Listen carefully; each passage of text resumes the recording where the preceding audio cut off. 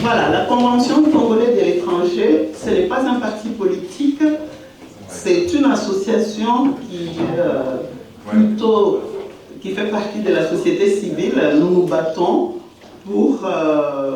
nous ressemblons et puis nous organisons des conférences depuis 2014 jusqu'au jour d'aujourd'hui. Alors, tout d'un coup, on tombe sur Congo Hold Up comme un cheveu dans la soupe. Et c'est scandaleux ce qu'on a écouté comme enquête de vous tous qui êtes venus ici.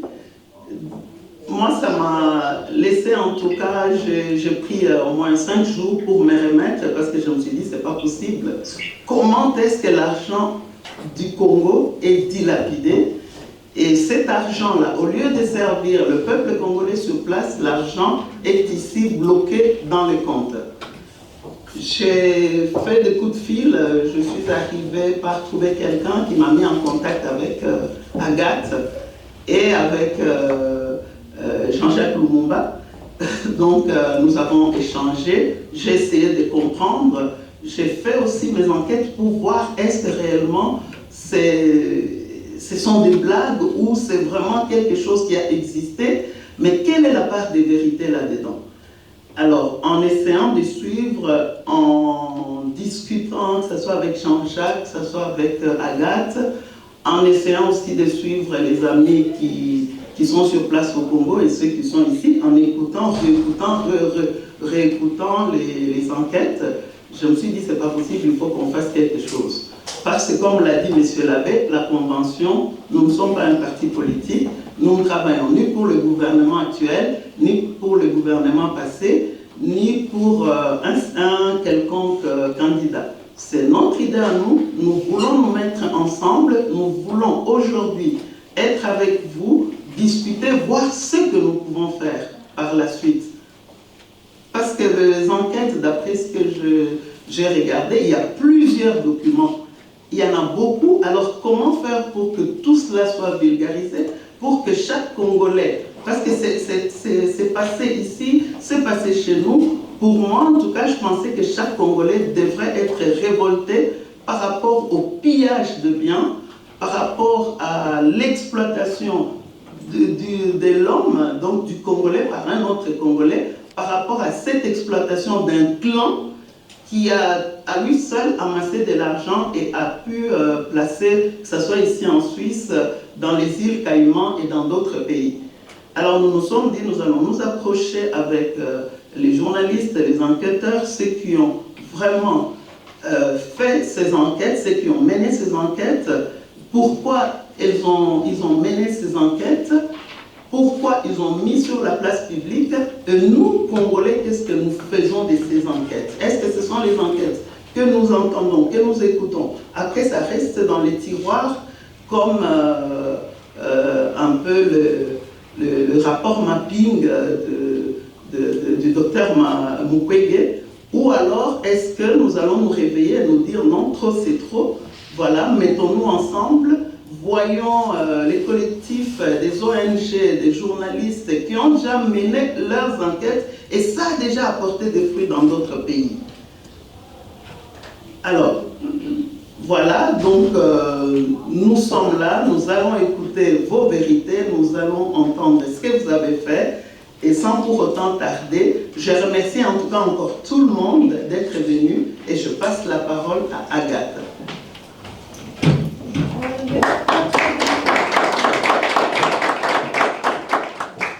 Bonjour, moi je vais me passer le micro parce que je vais juste inviter Yann Philippin, journaliste d'investigation à Mediapart, qui a été l'un des grands instigateurs de cette enquête, puisqu'avec l'ONG PLAF, ce sont eux qui au départ ont reçu les documents.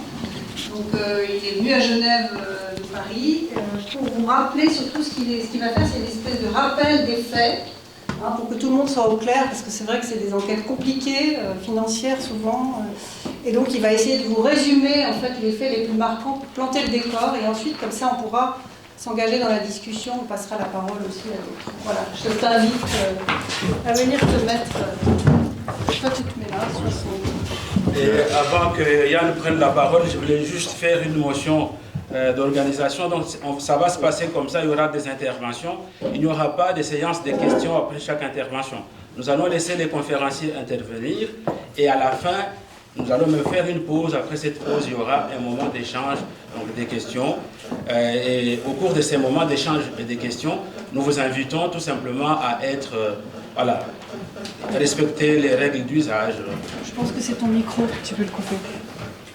Je suis sûre. Oui, en plus j'ai une grosse voix, donc j'ai pas besoin.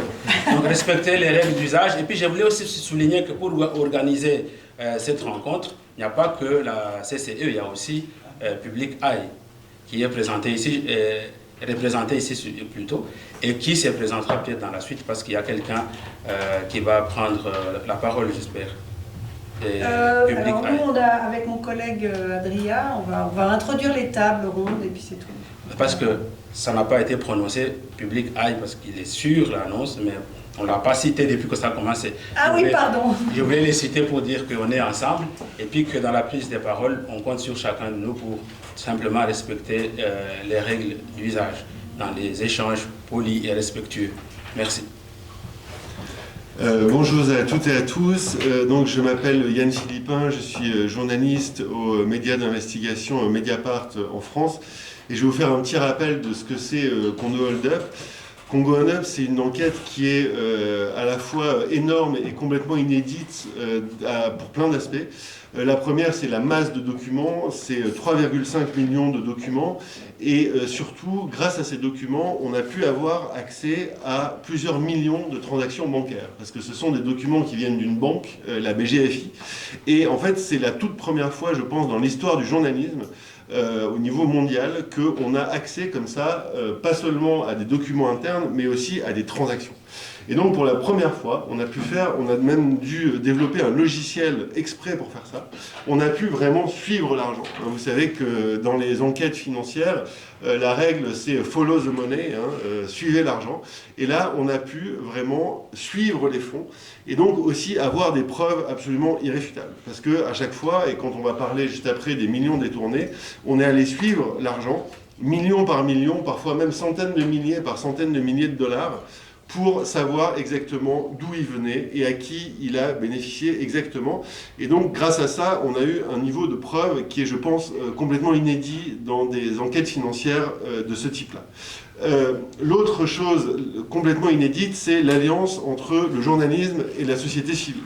Et c'est la toute première fois que pour une enquête internationale de ce type, il y a 19 médias et 5 ONG, dont Public Eye évidemment, venus de 3 continents, vu qu'on a des médias et des ONG européennes, africaines et américaines, qui se sont alliés pour exploiter cette masse de données. 4 continents, vous oubliez le Liban. 4. C'est vrai, tout à fait, j'ai oublié le Liban, il y a le Liban aussi. Donc 4 continents avec le Liban.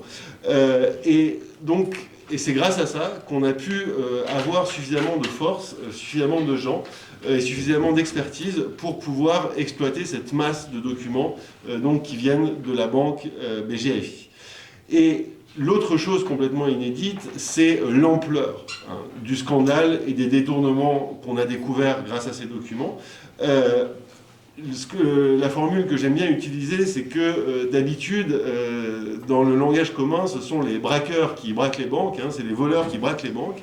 Ce qu'on a découvert avec Congo Hold Up, c'est que c'est la banque qui a braqué l'État, qui a braqué le pays et qui a aidé notamment le clan de Kabila, mais pas seulement, à voler les richesses, une grande partie des richesses du Congo, qu'elles soient minières ou financières. Je vous rappelle les principaux faits, parce que donc il faut savoir que c'est quand même plus de 30 enquêtes différentes qui ont été publiées pendant un mois. Et chacune de ces 30 enquêtes est j'allais dire, scandaleuse en soi. Je vais juste vous rappeler les principales.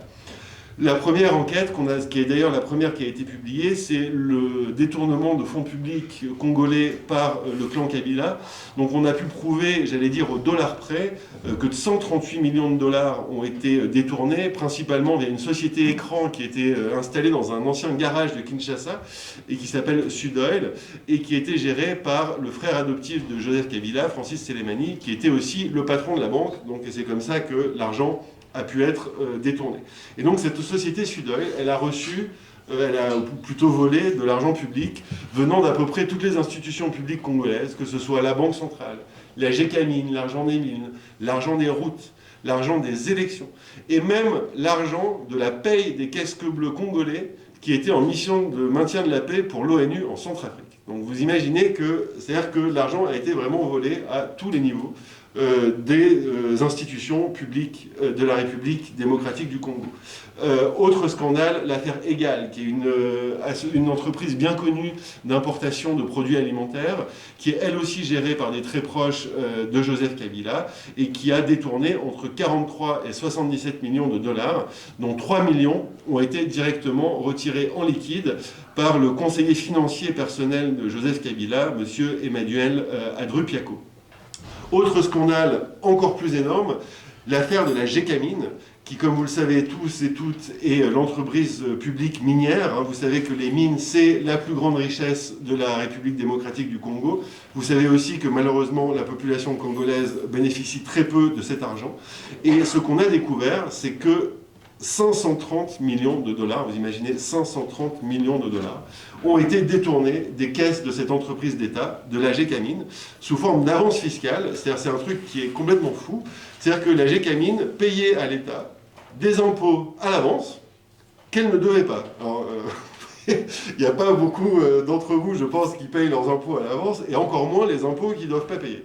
Et c'est ça ce que faisait la GECAMINE officiellement. Elle payait ses impôts à l'avance, sauf que ces soi-disant impôts ne sont jamais arrivés dans les caisses du Trésor public congolais et ont été détournés. Alors malheureusement, on ne sait pas quelle a été la destination finale de la plupart des 530 millions de dollars, mais on a pu prouver que plusieurs de ces millions avaient, encore une fois, alimenté des sociétés qui appartiennent à la famille ou à des très proches associés de l'ancien président Kabila. Autre scandale retentissant, toujours dans le domaine des mines, l'affaire de la Sicomine. La Sicomine, c'est une entreprise chinoise, enfin sino-congolaise, mais à capitaux majoritairement chinois, qui a bénéficié du plus gros contrat minier de toute l'histoire de la République démocratique du Congo, un contrat à 6 milliards de dollars, et qui était censé être un deal gagnant-gagnant, c'est-à-dire que les Chinois ont dit « Ok, on va mettre 3 milliards pour investir dans la mine, ça c'est notre business », et en échange, on va construire pour 3 milliards de dollars d'infrastructures au Congo, on va construire des routes, on va construire des logements, on va construire des universités, on va construire des hôpitaux, en échange de l'exploitation de la mine. Et ce scandale, il est double. Le premier volet du scandale, c'est que ces 3 milliards d'investissements n'ont pas été faits, seule une petite partie a été réalisée, donc le deal, la contrepartie pour les Congolais n'a pas été tenue, mais surtout, ce qu'on a révélé grâce à Kondo Hold Up, c'est que le clan Kabila a été corrompu par les Chinois pour qu'ils obtiennent ce contrat de plusieurs manières. En fait, il y avait une société écran qui s'appelait la Congo Construction Company, ou CCC, qui, comme son nom ne l'indique pas, n'a jamais rien construit au Congo, qui était une pure société écran, une caisse noire, qui a reçu 65 millions de dollars, dont une grande partie a été retirée en liquide, et dont au moins 30 millions de dollars ont bénéficié, une fois encore, à la famille et aux proches de l'ancien président de la République. Par ailleurs, on a découvert que Zoé Kabila avait obtenu des parts dans l'autoroute qui permet d'exporter le minerai. Donc vous voyez, là, c'est vraiment à tous les étages. Il y a de la corruption pour obtenir la mine.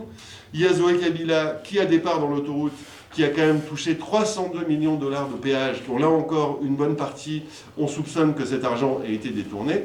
Et la famille Kabila a également obtenu des parts dans le barrage qui alimente la mine en électricité. Donc vous voyez, tout, en gros, il y a eu de l'argent pris à tous les niveaux sur ce gigantesque projet minier qui, je le rappelle, est quand même le plus gros jamais réalisé en République démocratique du Congo.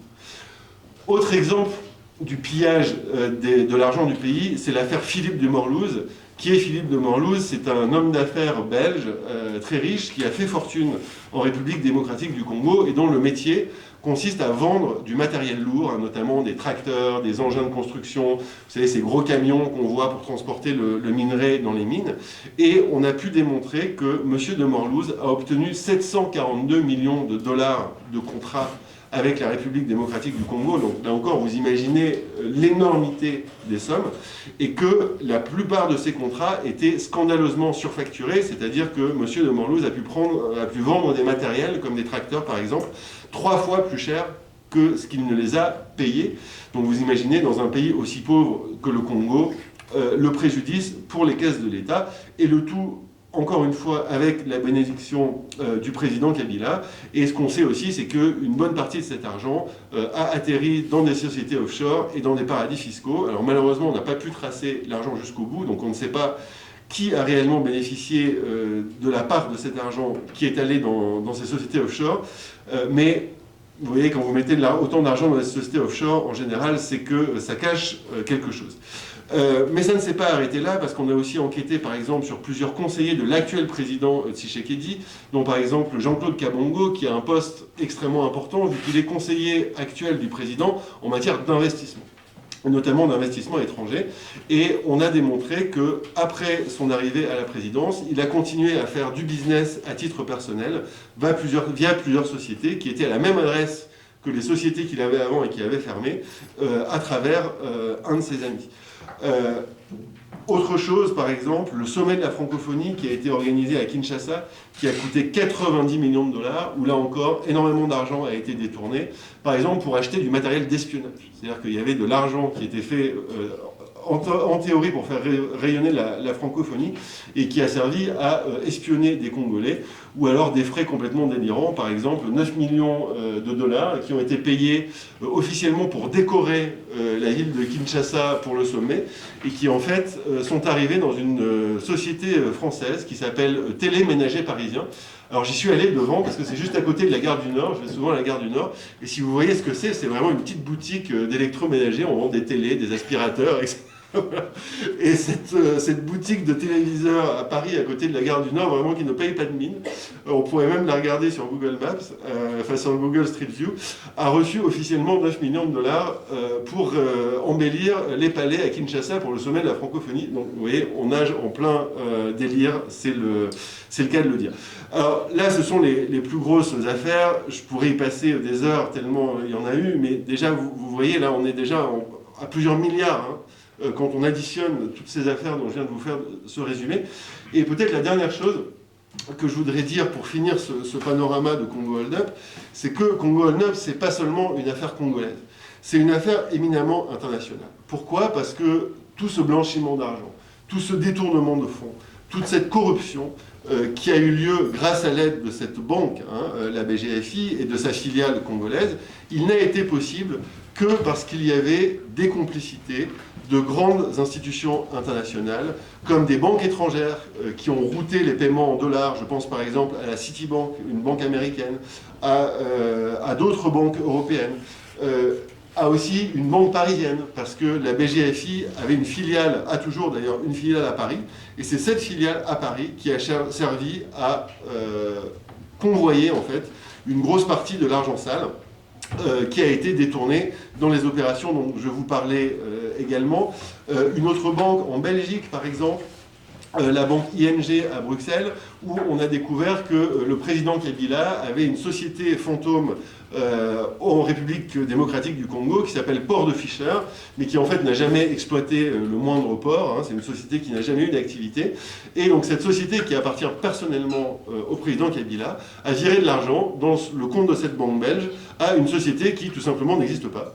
C'est-à-dire que voilà, il y a un compte en banque qui est au nom d'une société, et on a fait des recherches à la fois au registre du commerce en Belgique et aussi dans la rue, à l'adresse où est censée se trouver cette société. Cette société n'existe tout simplement pas. Et pourtant, ce virement, cet argent, est bien passé du Congo vers la Belgique. Et peut-être pour finir, il y a aussi des grands cabinets d'audit internationaux, je pense notamment à PricewaterhouseCoopers, qui ont en fait validé des comptes qui étaient extrêmement douteux. Par exemple, l'un des grands complices de ce détournement de fonds, ça a été la Banque centrale du Congo, où plusieurs dizaines de millions de dollars ont été détournés des caisses de la Banque centrale.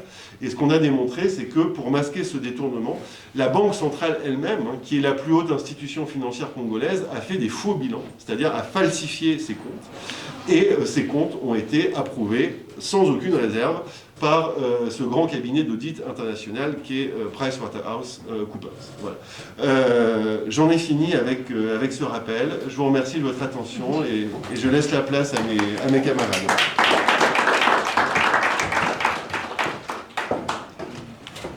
Merci beaucoup. C'est vraiment très utile d'avoir ce rappel. Merci pour ta pédagogie. Maintenant, on va avoir deux intervenants qui vont venir. C'est Jimmy Kandé, qui vient de Kinshasa, qui a un parcours intéressant.